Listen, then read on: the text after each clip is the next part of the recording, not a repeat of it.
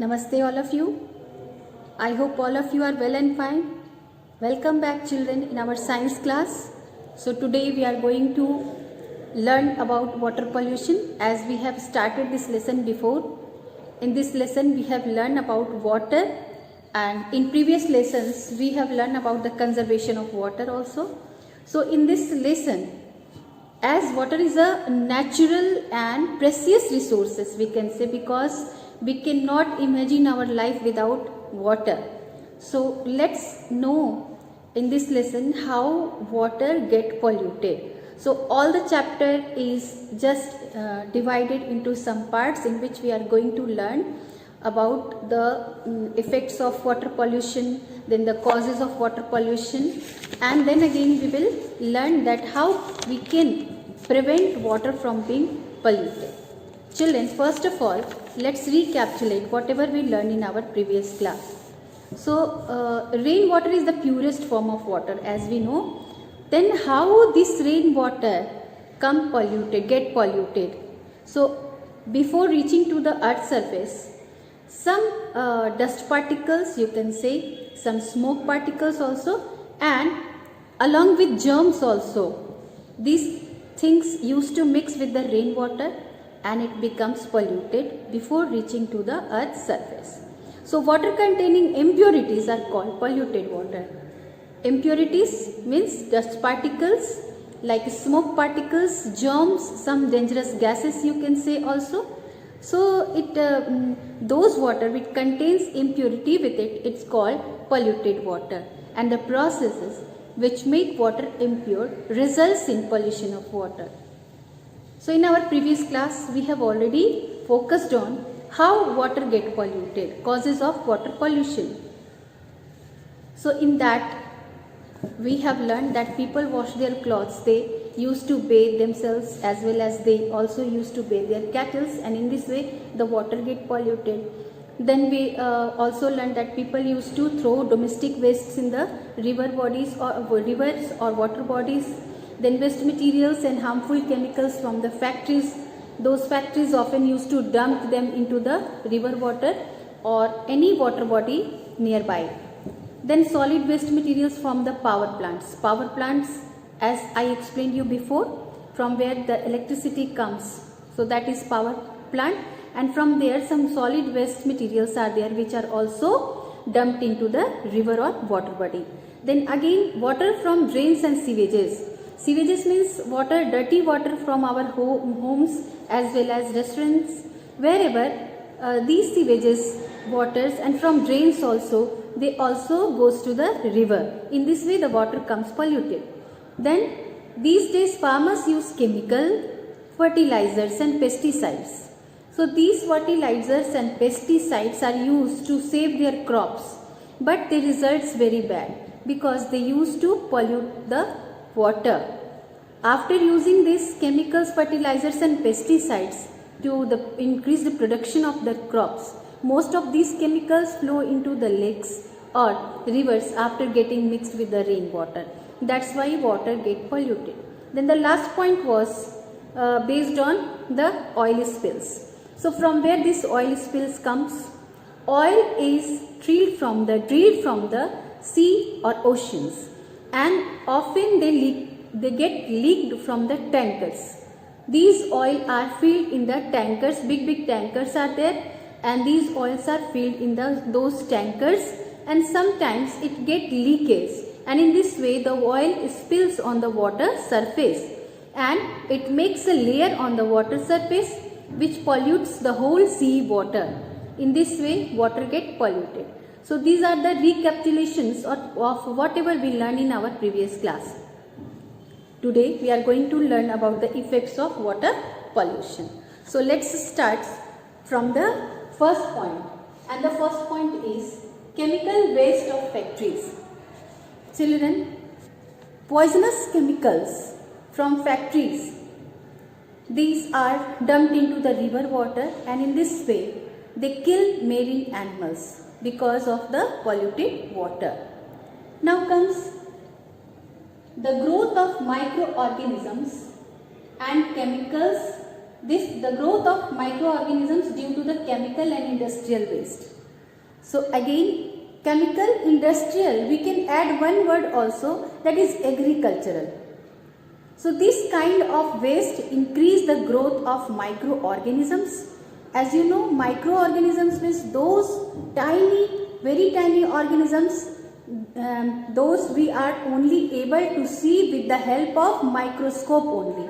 So those kind of animals are increased in the water, and the result is this kind of microorganisms reduces the supply of oxygen for the aquatic animals.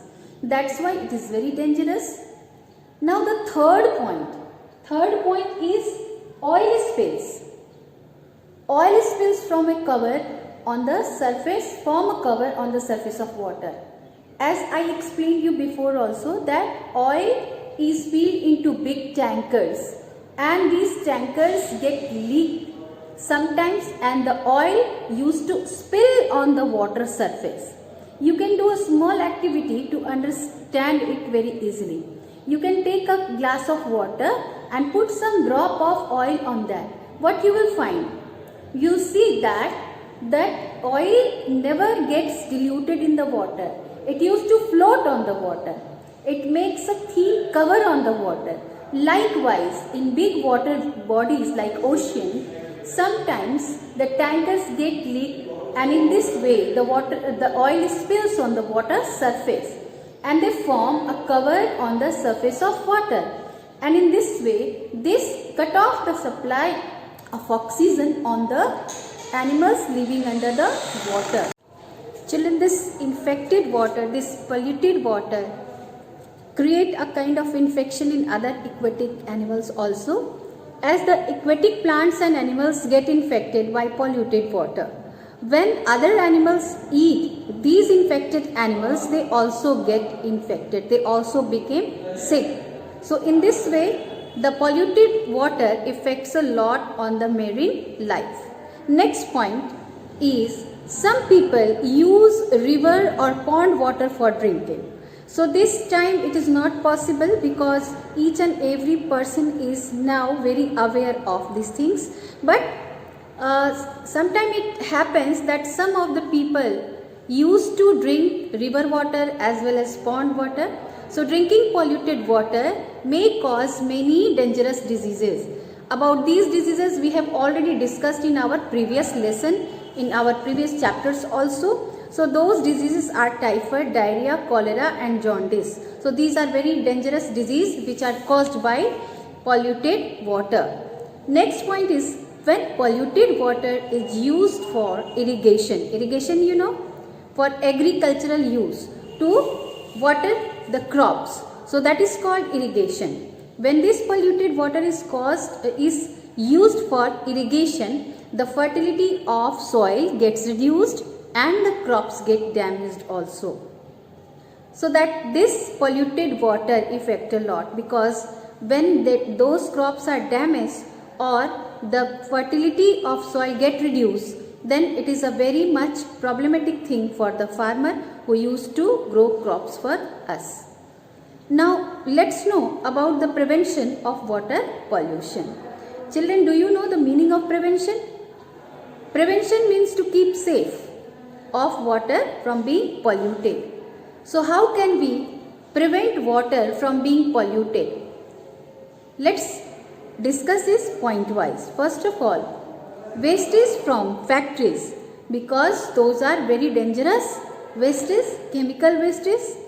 So we must check it. Wastage from factories and powerhouses should not be allowed to flow into the river directly. Next point is, pipes carrying sewage, means pipe those are carrying dirty waters should be kept away from the pipes carrying drinking water. So both are used to go underground.